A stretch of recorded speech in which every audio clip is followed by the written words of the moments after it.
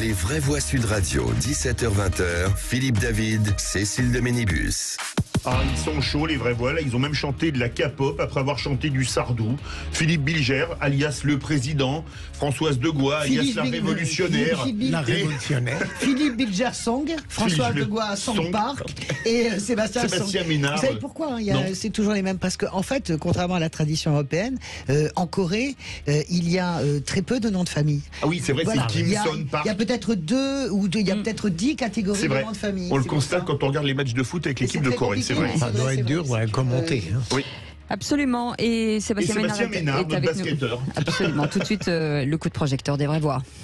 Les vraies voix Sud Radio, le coup de projecteur des vraies voix.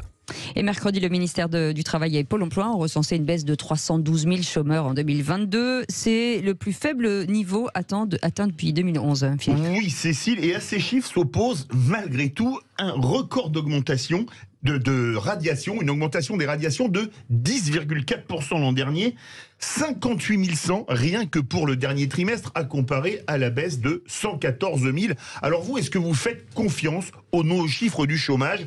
Vous êtes chômeur, vous avez été radié parce que vous n'êtes pas allé à un rendez-vous, vous avez oublié de renvoyer un mail ou un papier, appelez-nous au 0826 300 300 et le moins qu'on puisse dire est que la confiance ne règne pas dans les chiffres, Cécile. Je ne sais pas pourquoi vous dites ça, 96% de non. On était à 97. Donc ça on progresse. On progresse avec notre invité, Philippe. Notre invité, Philippe Murer, économiste. Bonsoir. Bonsoir Philippe. Bienvenue sur Sud Radio. Je fais un petit aparté. Vous aviez écrit il y a 2 ans et demi un dossier complet sur les statistiques du chômage sur Causeur que j'ai relu ce matin, où vous expliquiez la différence entre les chiffres de l'INSEE et de Pôle emploi, c'est incroyable. Petit tour de table d'abord. Philippe Bilger, sur ces chiffres, on a tendance à maquiller toujours d'un peu de chiffres. Mais alors moi, je suis un légitimiste naïf, sans doute, et il y a 2 raisons qui font que je ne doute pas pour l'instant. 3. D'abord, une ignorance qui, d'une certaine manière, ne me permet pas d'argumenter dans le sens qui sera sans doute celui de la majorité. Deuxième élément, je ne vois pas pourquoi, dans une période très délicate pour lui, le gouvernement irait d'une certaine manière falsifier des chiffres, les faire. Et troisième élément, j'ai noté par exemple que le ministère de l'Intérieur a rendu compte aujourd'hui ou hier de statistiques dont certaines n'étaient pas bonnes du tout pour lui. J'en conclus peut-être par une contagion discutable qu'à partir du moment où il ne ment pas, je ne vois pas pourquoi cet organisme social radierait. Si vous êtes comme Philippe Bilger et que vous pensez que le gouvernement c'est les vrais chiffres, je parle François, 0826 300 300. Allez-y François. Oui, comment vous pouvez être aussi naïf? Avocat général brillant, un peu tortueux, parfois tordu et naïf. Torturé, j'aime pas. Torturé, complexe, d'une telle naïveté. Mais bien sûr qu'il faut lire le dossier. Mais je suis pas d'accord avec vous. Il faut lire le dossier de Mediapart qui était très bien, qui parle de ce record de radiation, 58 000 pour le seul mois. Même Le Monde en parle, un long dossier. Bien sûr. Donc voilà. Après, pourquoi est-ce qu'Emmanuel Macron ferait ça? Parce que il veut être l'homme qui a fait baisser le chômage. Et d'ailleurs, dans tous les éléments de langage, vous savez, c'est parce que alors voilà, on est dans le syllogisme. Vous savez, le syllogisme à la Ionesco. Tous les chats sont mortels, or Socrate est mortel, donc Socrate est un chat. Voilà comment le syllogisme macroniste fonctionne. Ça baisse parce que ça baisse, et parce que c'est vrai. Et c'est vrai que ça baisse parce que ça baisse, parce que c'est vrai. Et tout le monde devient fou. Parce que l'argument, c'est Emmanuel Macron, ce Mozart de l'économie, ce Glenn Gould de la finance, puisqu'on parlait des gens qui s'enferment dans les cabanes pour poser. Et bien, cet homme merveilleux est le seul qui a réussi. C'est l'homme de tous les exploits. Ça n'est pas vrai. On raye des gens. Il va y en avoir de plus en plus qui vont disparaître des radars. On a vu la dangerosité de faire disparaître en plus de ça ces gens des radars. On le voit en Allemagne, on l'a vu aux États-Unis avec proportionnellement la courbe de la pauvreté qui monte. Les gens disparaissent des radars. Autrement dit, ça sert à rien de casser le thermomètre si vous fallait faire baisser la fièvre. Voilà. Sébastien Ménard. Moi, je suis un légaliste réaliste. Donc à plus ou moins 50 000. Ça vous va comme Tu parles d'un argument. Alors, bonjour la défense. Moi, j'ai une réponse à Philippe Bilger. Pourquoi Macron fait ça? Mais parce que Macron appuie toute sa politique économique sur le quasi plein emploi. Oui. Il n'y a pas de chômage. Bien Donc sûr. on peut faire une réforme de l'assurance chômage. Des retraites. Et des retraites en disant travaillez 2 ans de plus puisqu'on est en quasi plein emploi. Les précaires auront une assurance chômage beaucoup moins performante avec des allocations très faibles parce qu'il y a le plein emploi. Les cadres pourront travailler et au bout de 6 mois, C'est le s'ils sont syllogisme, je vous au assure que chômage, c'est- ils auront moins 40% sur leur salaire, sur la location Leur chômage. Et la dernière réforme de l'assurance chômage où tout le monde aura un quart de moins de durée d'assurance chômage puisqu'on est au C'est plein emploi. l'absurdie, vous Et comprenez. connaissant Macron, on peut se demander quand même, c'est un président assez malin, il est assez filou, on peut se demander si justement tout ça n'est pas fait pour ça. Mais est-ce que c'est Dans le faux micro, Philippe. Alors je vais aller dans le détail. Allez, Sur allez-y. les radiations, Philippe. Très intéressant, je suis allé sur le site de l'adresse après que vous m'ayez appelé ce matin pour vérifier. Il est écrit l'avertissement suivant. C'est la Je ne direction plaisante pas. la direction des études économiques et sociales, Et l'adresse. c'est elle qui fait les chiffres du chômage, qui les relaye, qui les commente. La généralisation du nouveau formulaire d'actualisation a un impact sur le nombre de radiations. Eux-mêmes, Et ils sur le disent. nombre de chômeurs qui passent de la Eux-mêmes, ils le catégorie disent. A Attendez. à la catégorie B et C pour 100 000. Alors je coupe parce que les chiffres Qu'on du comprenne chômage bien, ne qu'on concernent que comprenne la bien. catégorie A pour nos auditeurs qui ne le savent pas, c'est-à-dire les personnes qui n'ont même pas travaillé 1 heure dans le mois. Voilà. Exactement, Philippe. Et justement, c'est une technique en fait pour disperser les chômeurs façon puzzle. On les éclate en 5 catégories. Bien sûr. Comme ça, plus personne n'y comprend rien. Donc il y a la catégorie A, mais il y a aussi la B, la C, la D, la E, qui concernent des gens qui sont au chômage, mais en stage. Des gens qui sont au chômage, mais qui ont quelques heures de travail par semaine, et pas 40 heures, mais par exemple 10 heures. Ou alors des gens qui sont dépourvus, qui n'ont pas besoin de faire de recherche d'emploi pour une raison ou pour une autre. Et en fait, quand on regarde les chiffres du chômage, par exemple, effectivement, on se dit, mais c'est extraordinaire. Macron est un génie. On n'a plus que 3 millions de chômeurs. Comme en 1995. C'est ce qu'il avait dit d'ailleurs face à Marine Le Pen dans le débat. Et en fait, quand vous regardez, sauf qu'en 1995, il y avait 4 millions de chômeurs toutes catégories. Maintenant, il y en a 6. Donc, comme par hasard, il y a 2 millions de personnes de plus à Pôle emploi. Mais c'est pas des chômeurs, c'est pas ceux C'est pas des vrais. dont on vous parle dans le chiffre officiel. L'autre astuce de Macron, c'est de vous parler du taux de chômage selon l'INSEE. Vous dites l'INSEE, c'est sérieux. Personne ne peut douter, c'est des statistiques. Non, c'est un sondage sur le chômage. C'est un sondage et tout journaliste sait très bien, il suffit de poser les bonnes questions pour avoir les bonnes réponses à un sondage. Bon, je caricature un petit peu, mais il y a une part de vérité. Philippe, je vous coupe avant de passer la parole à Philippe Bilger.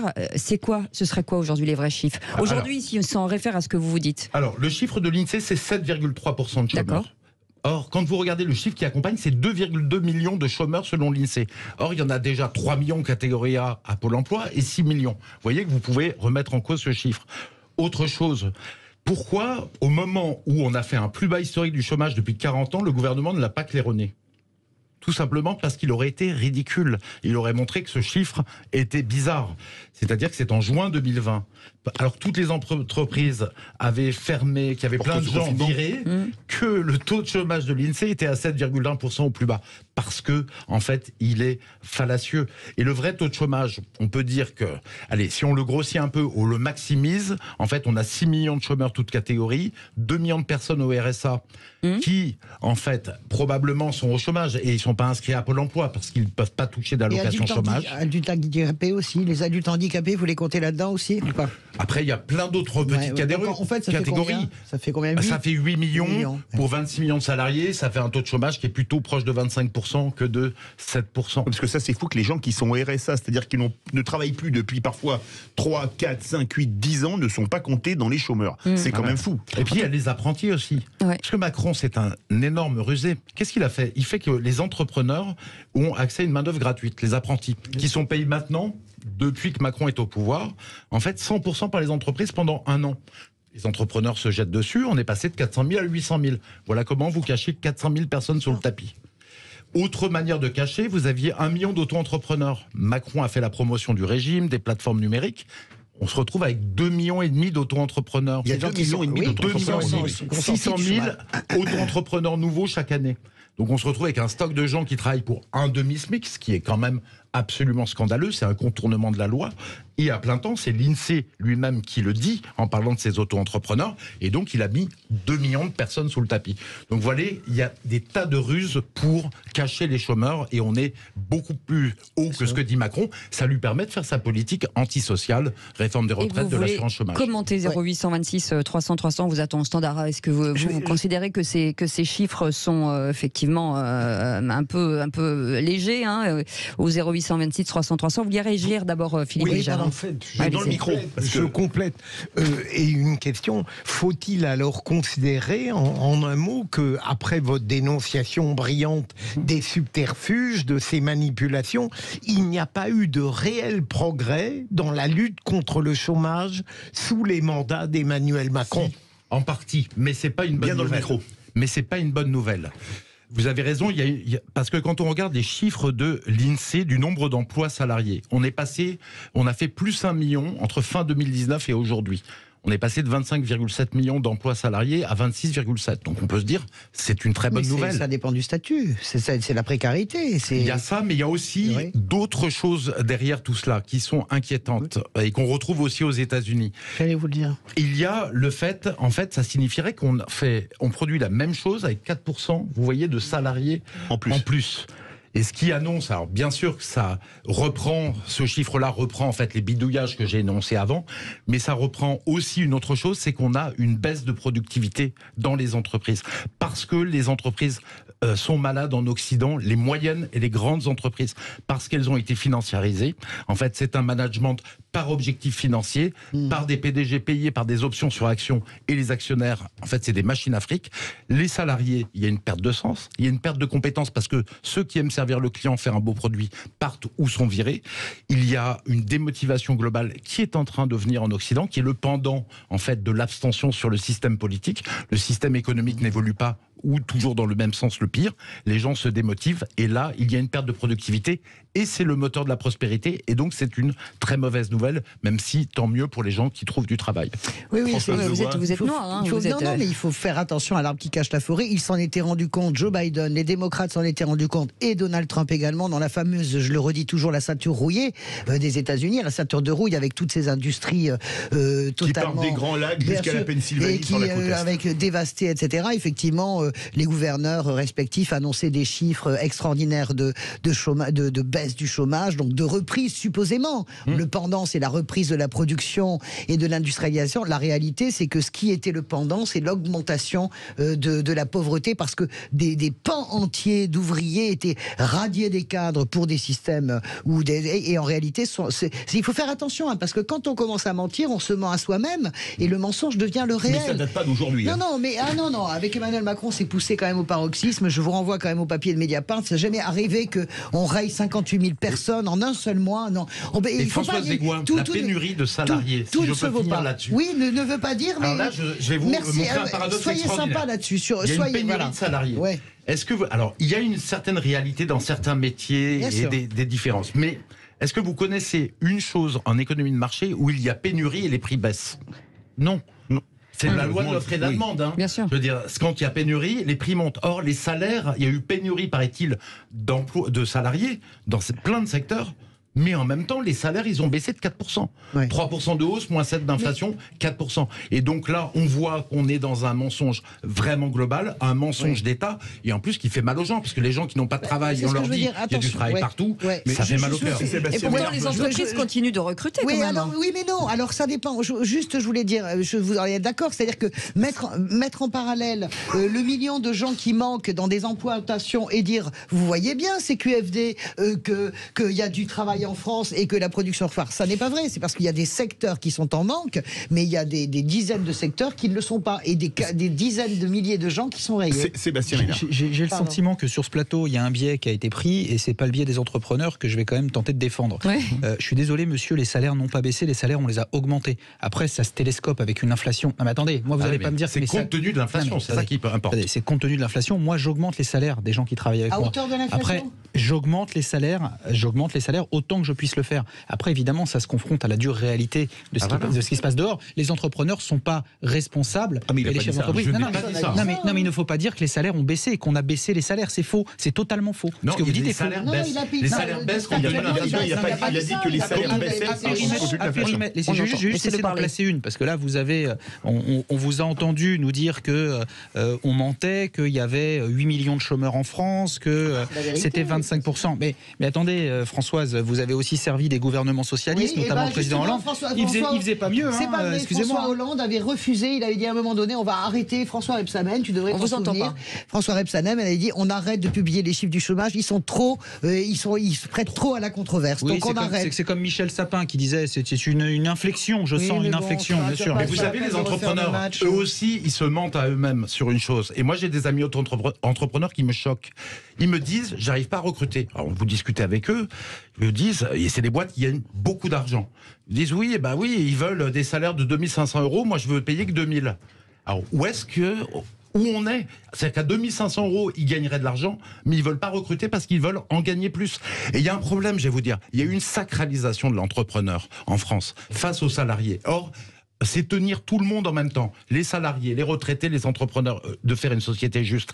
Et en fait, les entrepreneurs s'en rendent pas compte, mais là-dessus, il y a de l'abus. Quand on dit on n'arrive pas à recruter alors qu'il faut juste payer un petit peu plus et qu'on est prêt à le faire. Vous ne pouvez pas dire ça sur tous les entrepreneurs, monsieur. Mais je vous parle de certains dont j'ai entendu parler. Il y a quand même énormément d'entrepreneurs et de gens qui aujourd'hui montent des entreprises, qui sont extrêmement courageux et qui gardent leur et qui ne se payent pas et qui payent leur. C'est bien aussi de les saluer. Mais on en a fait les héros, si vous voulez, qui vivent la crise de Yves Montand de la nouvelle société. Il faut que chacun soit à sa place. Ce sont des gens très bien et ils sont rémunérés pour cela les mieux de la société. Vous pensez que dans la crise actuelle, il y en a certains qui ne sont pas des héros, mais pour moi, c'est des héros. Mais il y en a qui sont super. Les soignants qui sont des héros, c'est bien sûr. Non, mais Françoise, pardon de vous le dire. Oui, quand vous êtes chef d'entreprise aujourd'hui, moi je connais des chefs d'entreprise qui ne se payent pas et qui payent des gens, d'accord? On est d'accord. Il y a des gens qui prennent des risques aussi, mais là j'ai l'impression que, je suis d'accord avec Sébastien, j'ai l'impression que les entrepreneurs sont tous méchants. Moi je dis c'est les médias qui en ont fait les héros et qui les ont mis trop haut. Moi je ne crache pas sur les entreprises, je dis juste que je dis le gouvernement trafique les chiffres, c'est tout. À force de mentir, on finit par croire à ces mensonges. C'est ça le plus dangereux. Vas-y Sébastien, pas. Me laisser parler avant de dire ça, c'est vraiment que ça approche le décor. J'adore François, elle termine le gâteau, elle dit prends mon assiette. Ce que je veux dire, c'est que vous avez aussi des tas de chefs d'entreprise qui sont totalement responsables, qui sont humains, qui sont généreux, autant qu'on peut le faire.